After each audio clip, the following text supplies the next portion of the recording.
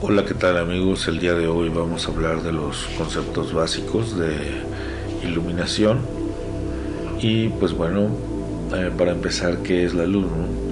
Nosotros tenemos la luz y como un flujo de partículas, como energía electromagnética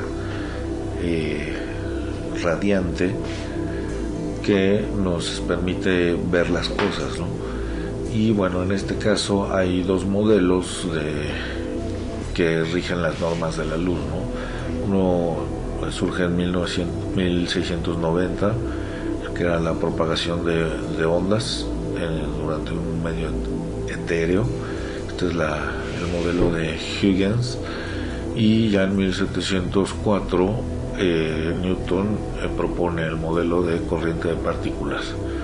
Existe una dualidad de onda-partícula en estas características de la luz. Hay un ejercicio, un experimento en el que si la luz no se ve, el experimento hace que se comporte como ondas, y si la luz es observada, el experimento se comporta como partículas, lo cual tiene una dualidad de conceptos que después en 1873 es aterrizado como un rayo, o entendido como un rayo de propagación, en donde se transmite energía en diferentes longitudes de onda, ¿no? Tenemos una longitud de onda, campo magnético y dirección de propagación, y esto es lo que se considera como un rayo óptico. Y bajo esta premisa se desarrolla la teoría electromagnética, en donde pues la luz que vemos es considerada como un rango que va de los 380 nanómetros a los 780 aproximadamente, y donde podemos ver todo el espectro de colores dentro de la luz visible. Hacia abajo encontramos la radiación infrarroja, las microondas, las ondas de radio, y hacia arriba vamos a encontrar lo que son los rayos ultravioletas, los rayos X, los rayos gamma. Este es un ejemplo de lo que puede ser un rayo de propagación. Es un cono de luz, una sección de una esfera cónica que contiene varios pequeños rayos que veíamos que son de luz. El fotón es un modelo de Einstein que se propone, en cual se considera como una partícula sin masa que transporta pequeñas cantidades de energía a través del espacio vacío a una velocidad constante. Una de las características de la luz es que se puede reflejar. La reflectancia es la propiedad de la luz de absorber y redireccionar parte del flujo luminoso al interactuar con una superficie conductora, no conductora de radiación óptica, ¿no? O sea, luz. Esto quiere decir que si nosotros tenemos la incidencia de diferentes rayos de flujo luminoso, incide sobre una superficie y luego esta superficie interactúa y se absorben ciertos longitudes de onda en el material, y otras son reflejadas para poder percibirlas. Esto es algo curioso, ya que solamente podemos percibir la longitud de onda que se pueda reflejar de la superficie.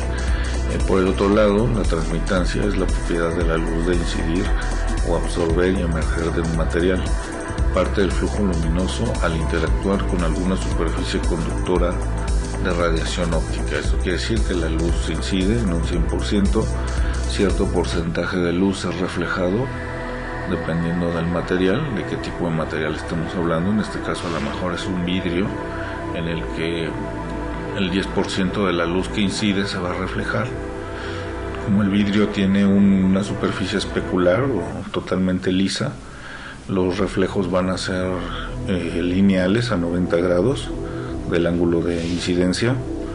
Mismo ángulo de incidencia, mismo ángulo de reflexión con respecto a la perpendicular del material. Y por otro lado, tenemos un 20% de absorción de material en este caso, en este ejemplo, y la difusión o transmisión total del material sería de un 70%. El ojo humano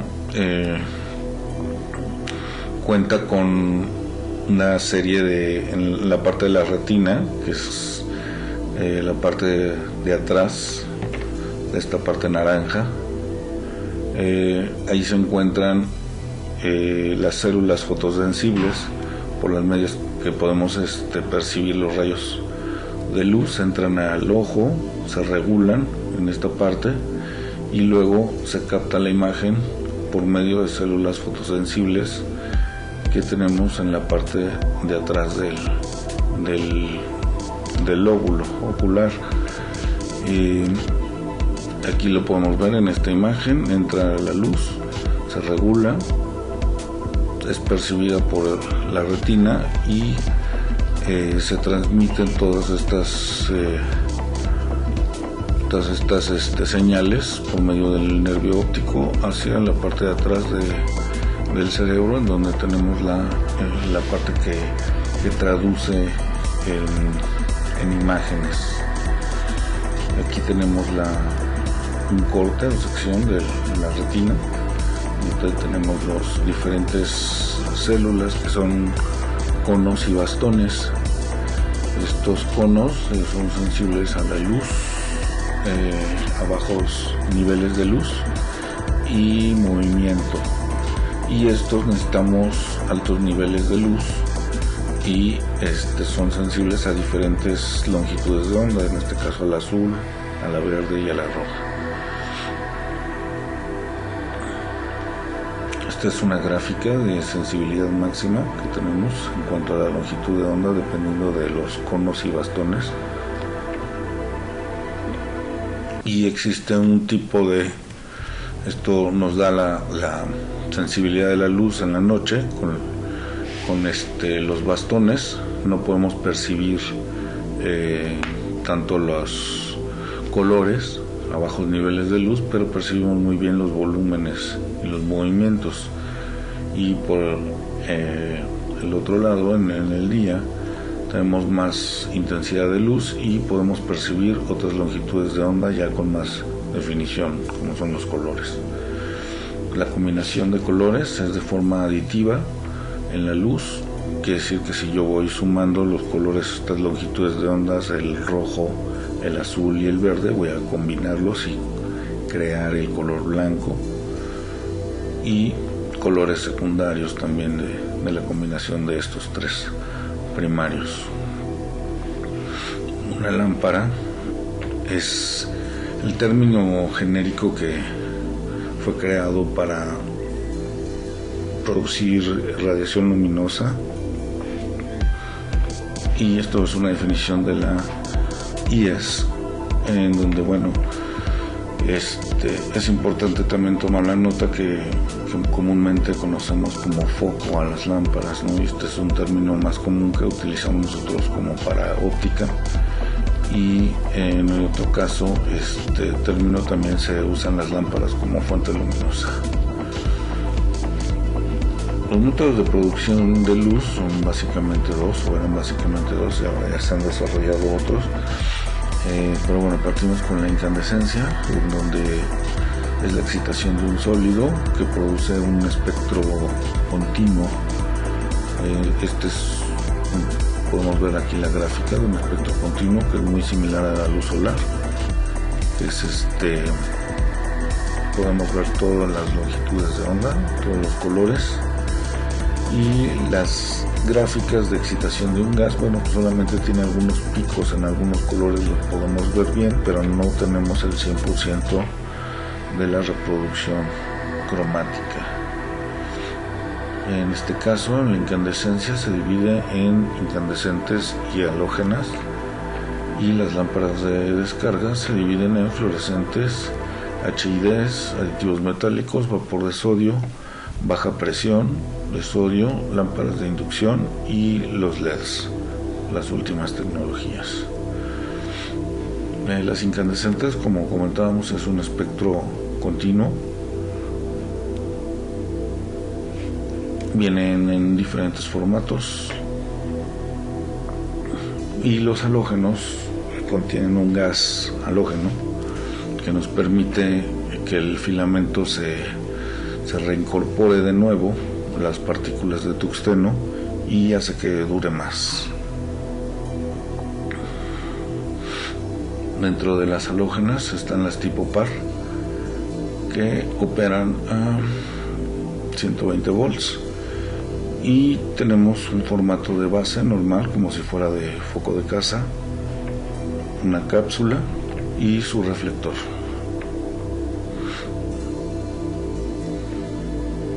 Este es el filamento de una lámpara de 12 volts, es más pequeño que la de 120 volts, por lo tanto pues la luz es más puntual. Los bulbos de las lámparas halógenas pueden ser en formatos, como les comentaba, pares, pueden ser formatos MRs, AR111, que es de luz indirecta, una cápsula con luz indirecta, reflector de luz indirecta, por acá tenemos los famosos cacahuates, y alguna tubular, una T3. Estos son los tipos de base para las lámparas halógenas. Y algo muy importante, bueno, pues es el ángulo de apertura. El ángulo de apertura son los grados los que va a abrir mi luminario, como si fuera un cono. Cuántos son los grados de apertura de mi cono de aspresión de la luz. Y bueno, aquí vemos cómo vienen las diferentes aperturas. Entre más cerrada es el ángulo, la luz va a llegar más lejos y con más intensidad, y cuando el haz es ancho va a cubrir más área, pero no va a llegar tan lejos la luz, la intensidad va a bajar. El tipo de tecnología IR en las halógenas se refiere a una cápsula esférica que cubre el filamento, y se le pone un recubrimiento para que rebote la radiación infrarroja y se requiera menos energía de incandescencia para mantener radiante la fuente, y con esto se ahorra luz. Es decir, en una lámpara de 50 watts que normalmente emite 750 de flujo luminoso o de cantidad de luz,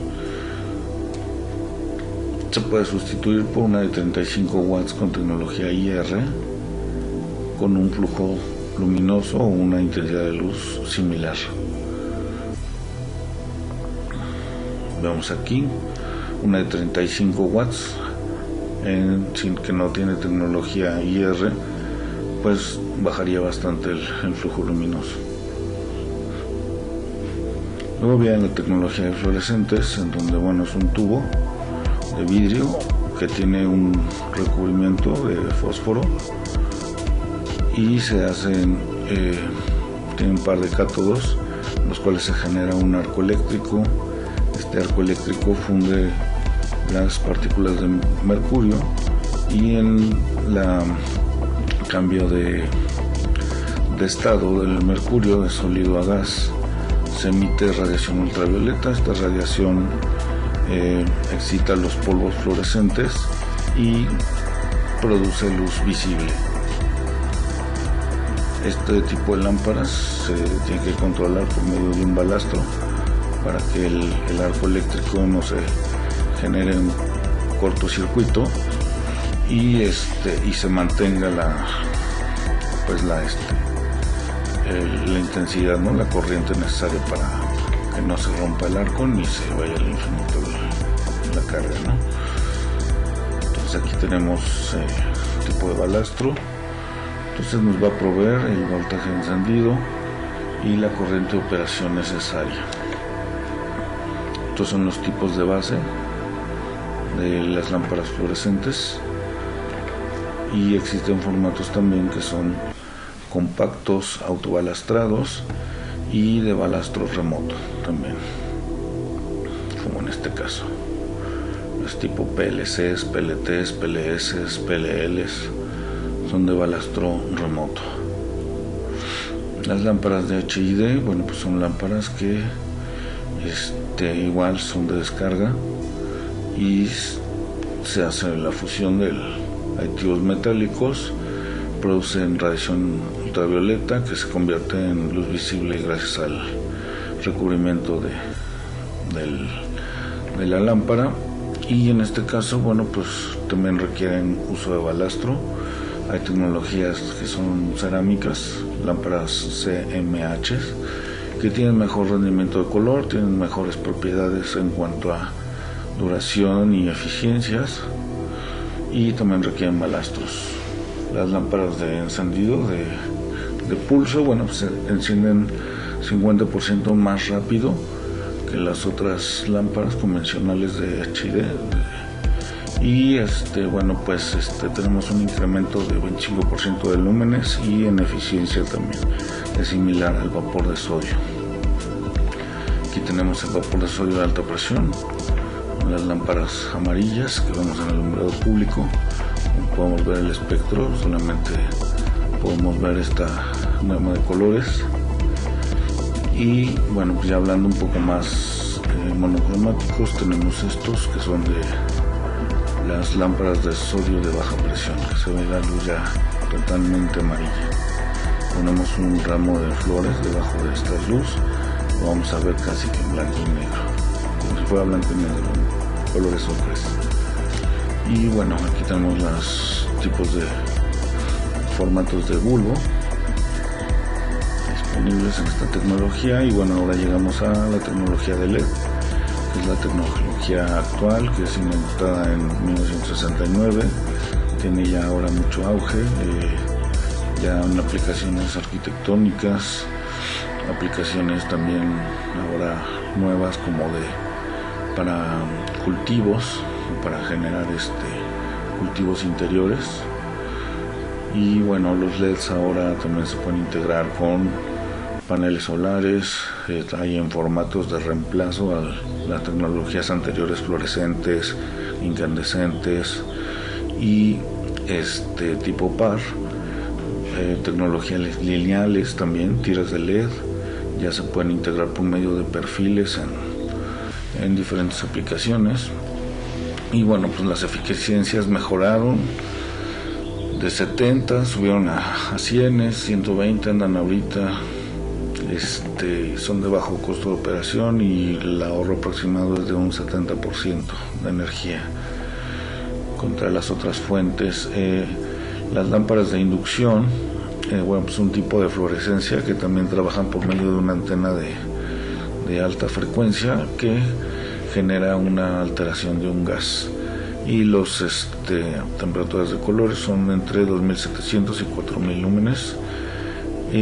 La apariencia de color es blanca y bueno, son para larga vida útil, ¿no? O sea, hasta 100.000 horas, lugares de difícil acceso donde no queremos cambiar las lámparas y que duran mucho. Bueno, ahora vamos a hablar un poco de las unidades de medida en las lámparas. El flujo luminoso es el valor que en el tiempo del flujo de luz. Entonces tenemos flujo de la unidad es el lumen, e indica la cantidad de luz que emite una fuente luminosa en todas direcciones, dependiendo de qué tipo de lámpara sea, ¿no? Intensidad luminosa nos va a indicar la cantidad de luz que se emite en solo una dirección específica. El flujo es en todas las direcciones, y la intensidad luminosa se mide en candelas, es en una sola dirección. Una candela es la intensidad que genera una vela a 1 metro de distancia. Y bueno, aquí tenemos un comparativo energético de las fuentes lumináceas en cuanto a potencia. La potencia es el consumo de energía eléctrica que demanda el sistema y las unidades son los watts. Entonces, más o menos dependiendo de qué tipo de fuente tenemos, incandescente, fluorescente, mercurio, LED, vemos los rangos de wattajes, ¿no? De consumos que pueden ir, por ejemplo, aquí incandescentes de los 3 hasta los 1500 watts, fluorescentes igual hasta los 215, mercurio 1000, 1500, aditivos metálicos, y los LEDs, bueno, pues ya van por ahí de los 1400, es como lo máximo 1500 en LED ahorita en este momento, ya que tienen mucho mejor eficiencia. Si comparamos el flujo luminoso, vemos aquí como las incandescentes se quedan muy bajas, las fluorescentes, aditivos metálicos se ocupan para flujos más altos, pero ahora ya hay LEDs también que van desde los 500 lúmenes hasta los 2000, 200,000 lúmenes, ¿no?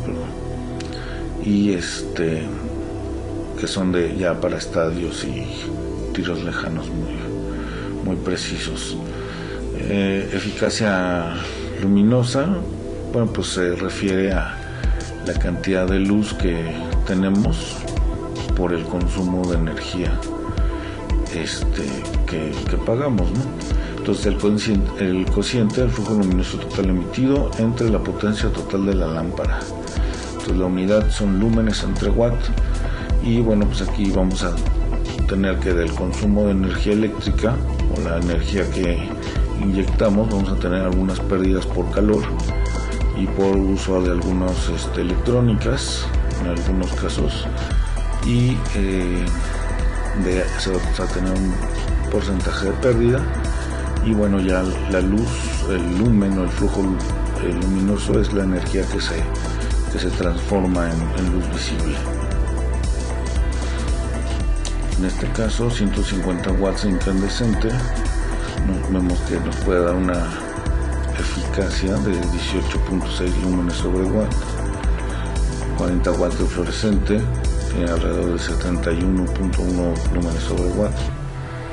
Y vemos aquí un comparativo de eficiencias, donde vemos que la eficiencia de LED en este momento anda por ahí de los 150 lúmenes por watt, que son muy buenos, entre 100 y 150 lúmenes por watt. Entonces, bueno, pues esto nos lleva a que los LEDs también por vida útil sean la mejor opción, ya que vemos aquí un análisis cómo se puede tener un 87% de ahorro de energía gracias a todo el número de lámparas que ahorramos cambiar en el tiempo, ¿no? Aquí tenemos en la vida de los LEDs, empezó en 50,000 o 100,000 horas en promedio. Y otro concepto importante, eso es la temperatura de color, ¿no? Que es un concepto que nace de poner una nomenclatura en color al color de la luz. Entonces vemos aquí es un cuerpo negro de tungsteno que se va calentando a diferentes temperaturas, y el color que va tomando es el color que se le va poniendo en grado Kelvin,